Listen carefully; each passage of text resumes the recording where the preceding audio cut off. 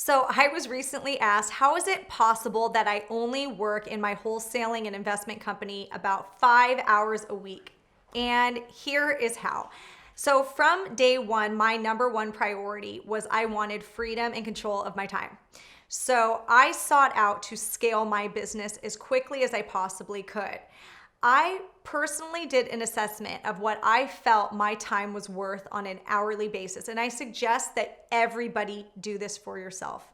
So anytime a task comes up in your business, say it's something that you do every day, all the time, I want you to ask yourself, is this task something that I could hire out cheaper than what my hourly rate is?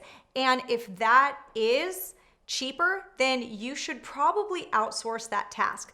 So let me give you an example. A good example would be hiring a bookkeeper. I am not an accountant. If you want me to screw up your books, go ahead and hire me to do your accounting work.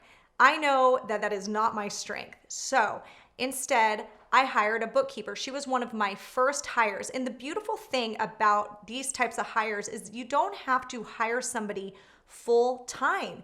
You can hire these people to only work for you, say 2-3 hours a week.